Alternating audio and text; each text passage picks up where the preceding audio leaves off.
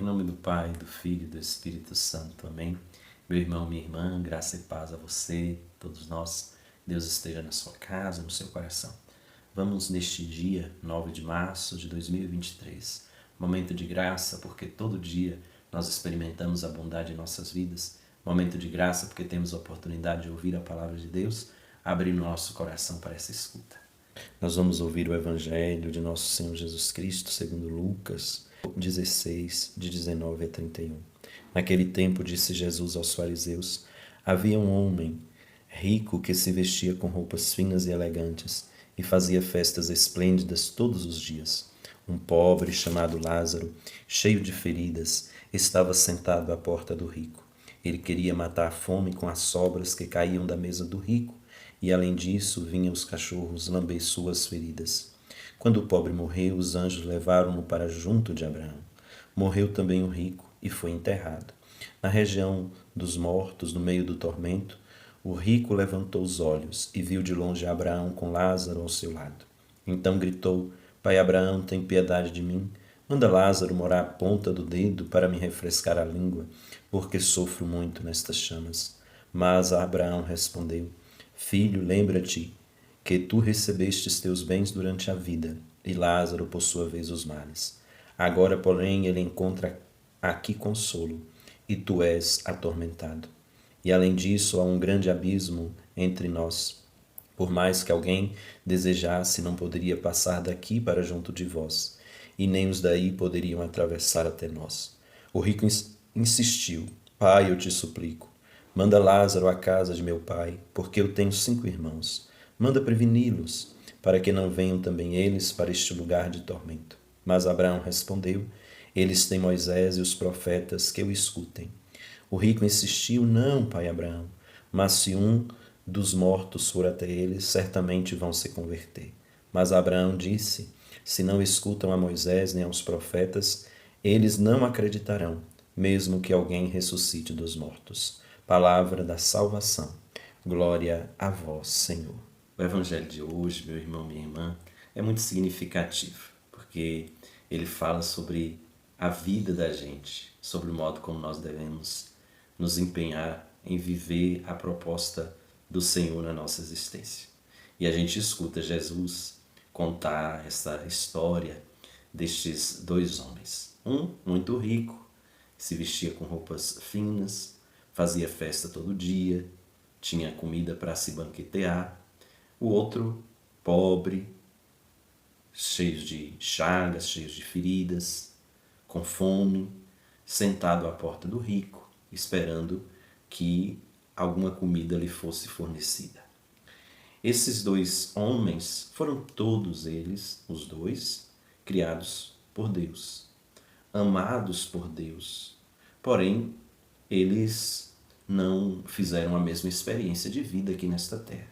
Um teve tudo, materialmente falando, mas faltou a ele o essencial, que era justamente fazer uma experiência com Deus ou do divino, que levasse ele a fazer uma experiência bonita com o humano que estava à sua porta e precisava de comida e não estava encontrando aquela acolhida necessária. E aí nós somos chamados a olhar, para este homem.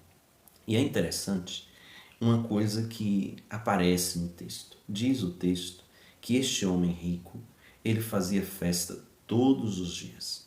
Isso faz a gente pensar: como é que pode alguém fazer festa todo dia? E o fato de fazer festa todos os dias nos leva a compreender um pouco o modo como este homem se coloca diante da vida, porque ele não acolhe o projeto de Deus porque ele não tem tempo para poder pensar a vida. Ele estava envolvido na festa, na busca dos seus prazeres, e ele então estava impedido de verdade de fazer a experiência com o Senhor. E aí, querido irmão, querida irmã, a gente vai lembrando como é difícil a gente pensar a vida se a gente não tem um momento para parar para esse pensamento. Quem faz festa todo dia, quem vive uma vida assim de uma correria para lá e para cá, perde a oportunidade de pensar a vida. Tem um texto do Antigo Testamento, lá nos sapienciais, que diz que é mais frutuoso para o homem estar no lugar onde se celebra o luto do que onde se celebra as bodas. E o texto continua explicando, dizendo por quê. Onde se celebra o luto, se aplica o coração. Mas onde se está em festa, muitas vezes não se pensa em nada a não ser em festejar. E esse homem então faz essa experiência. Não tem oportunidade para pensar a vida. Por isso não tem oportunidade também para olhar o irmão que está sofrendo do seu lado. Não tem oportunidade para olhar quem está do seu lado a sofrer. E ele então faz como muitas vezes a gente faz, vive a vida apenas para si, esquecendo dos irmãos que estão em sua volta. E nós temos que ter um cuidado para que isso não aconteça com a gente também, porque corremos o risco de viver uma vida sem ver de verdade quem está do nosso lado. E aí nós somos chamados a ter uma atenção especial para aqueles que na nossa sociedade sofrem. Então, nosso olhar precisa se voltar a quem está necessitado do nosso lado. E não como um desencargo de consciência, eu vou dar uma esmola para ficar livre dele, ou apenas porque eu tenho que fazer isso. Não, eu vou cuidar da pessoa porque é bom cuidar do ser humano. E aí é interessante. Os dois morrem, vão para destinos diferentes. Isso nos lembra que a nossa vida aqui é o cultivar da eternidade. Deus já nos salvou, mas nós podemos dizer sim ou não a essa salvação. E é importante a gente lembrar que Deus já nos disse tudo o que tinha que ser dito para que a gente pudesse encontrar o caminho do bem. Porque às vezes a gente fica esperando coisa extraordinária para poder se converter. Né? O homem rico lá, quando estava sofrendo, padecendo, ele fala lá para Abraão, fala para Abraão deixar, né, que dê lá uma notícia, uma mensagem para os irmãos dele que ainda estão na terra, para que eles possam mudar de vida. E aí Abraão vai dizer, nem que ressuscitasse dos mortos, eles não se converteriam.